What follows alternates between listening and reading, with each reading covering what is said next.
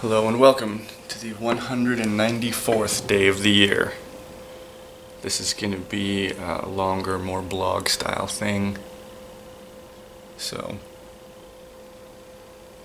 if you're watching, which no one is, settle in.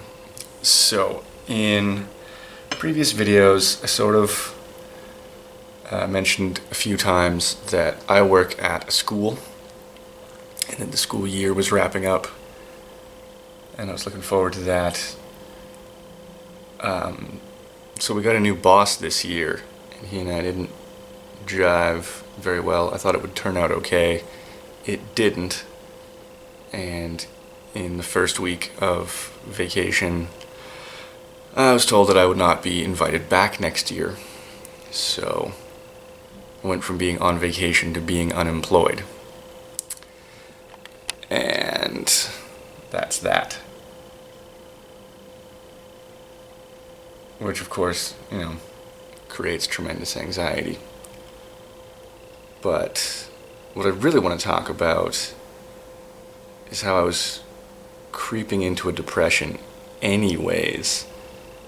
And it's almost as if this doesn't change anything. The earliest thing I can pin it back to, because I go through a lot of low moods, and I will just keep track of it, because to say you're depressed, you have to have a consistently low mood for 2 weeks or more. And so often I would find, like, I had a really bad day, and I would think, okay, this is it, this is day one, just focus, and, maintain your routine, and often I would snap out of it the next day or a few days later and feel that I was at baseline again, even if things weren't going great. I still felt like I had access to the normal baseline human emotions. But at some point, I started feeling truly depressed, meaning pushed down, and there was a thickening wall between me and normal, and it was just getting worse. The furthest back thing I can really trace it to is before the marathon. I remember during training for that, I was noticing that it wasn't making me feel as good as training normally does, because I sincerely love running and I love strength training. And even on the day that I got fired, my first thought was, even though I shouldn't have gone running that day, I was like, I need to go for a run. That is precisely what I wanted. And but it was so soon after the half marathon that I shouldn't have ran that day, and it screwed up my whole week of running, but that's the price you pay. What matters is I didn't think I need to go get tanked. Anyways, so yeah, I've been in a depression for a lot of months now, like at least 2 if not 3, and as everyone knows, depression just kind of feeds on itself. You start feeling worthless, so you don't do anything that a worthwhile person would do. The thing I've been really aware of the last few days is, there comes a point in the day where I think I didn't do the dishes because I'm worthless, and I'm worthless because I didn't do the dishes.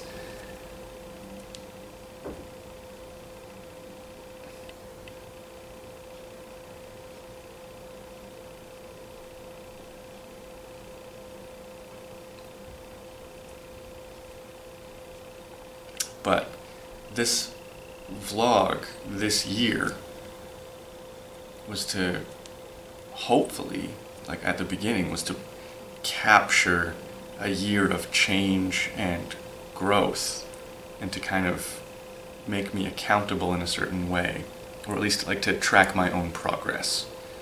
And I went into the year of 2019 with ambition and hope and all of that, and I've just watched everything kind of fall away and get worse, And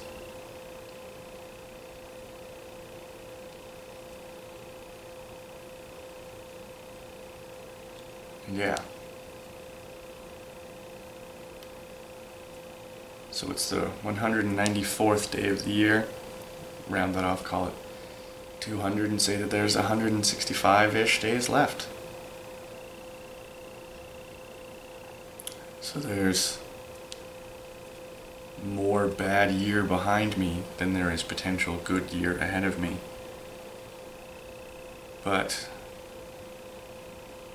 since one of my goals for the year was to get away from cooking, and at least, actually my stated goal was to go down to part-time at work because I didn't want to leave. Because I like the people there even if I hated the job. Now that change has to happen. Now I have to do something. It sucks and it's scary.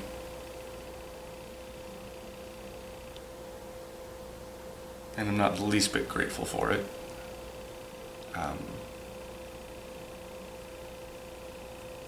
Because what happened is, at the start of the year, our boss and I had a conversation, and he asked me if I was passionate about cooking and if it's what I wanted to do, and I said no. Honestly, it's not. I don't know what I want to do, but I don't want to be in kitchens for the rest of my life. And he thanked me for my honesty, and I said, one thing is, I don't want to have to pretend to be happy to protect my job. And he assured me that that was not the case. That was not an issue. And then he let me go for not being passionate about cooking. And he acknowledged that I was doing my duty and that I had a good routine, but he wanted people who didn't have routines. Anyway, I don't want to go too much into it publicly.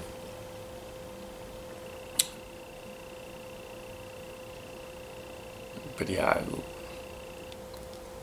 I'm now unemployed.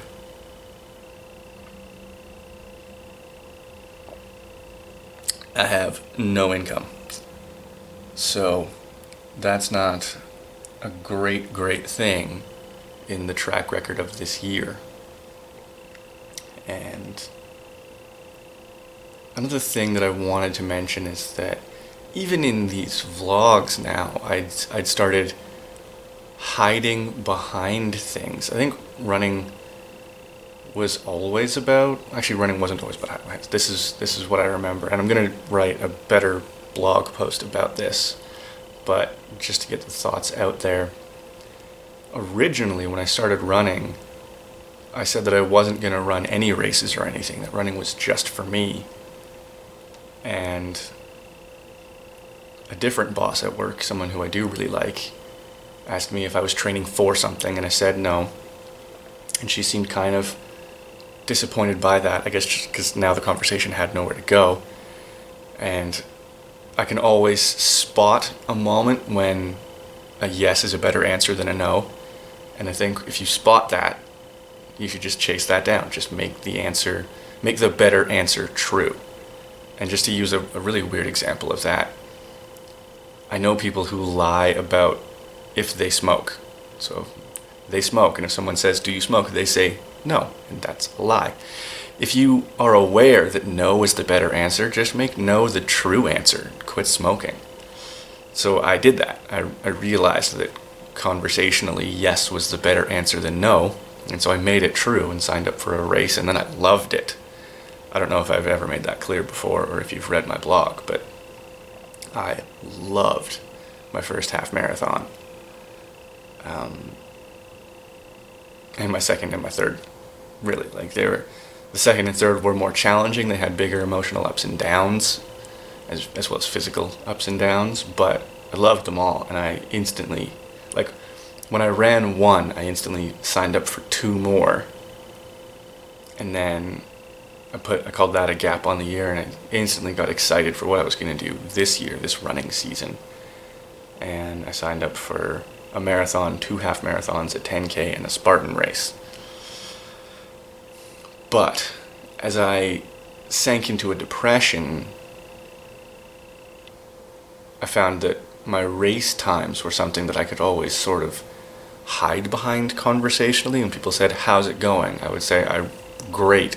I ran a 41-minute 10K." And first of all, no one else cares that much about my running that they care what my time really was. In fact, the most common response was, "Is that a good time?" And I was just trying to be like, here's a sign that I'm okay and that things are going good and that you should like me. And it became really false. Everything about it became just that, like, it instead of making me proud, it just gave me a thing to kind of protect myself from shame. And yeah, and I really just, like, I didn't get as many, or maybe any, really strong, powerful running experiences this year. It was always pressed down. And I think that's everything that I really wanted to say today. And hopefully, when I look back at the end of the year, the 169 days remaining, hopefully this is the dark period in the middle of the story. That man starts the year with hopes. Hopes get dashed and are difficult and falter. And then something happens that causes him to rally and succeed and be better than before. Because even getting back to where I was at the start of the year wouldn't be good. The only reason I was happy at the start of the year is that I thought I was going to go somewhere and be better at the end of the year. It was optimism, it was dopamine saying that yes, things are going to get better starting now. And then things got worse, and things are worse. So even if I get back to where I was, it won't be a secure footing that I'm proud of and that I want to stand on. It's kind of like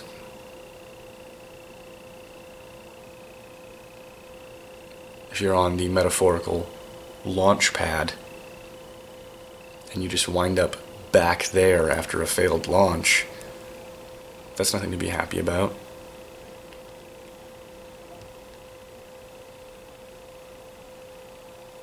So yeah, that's everything that I really wanted to say.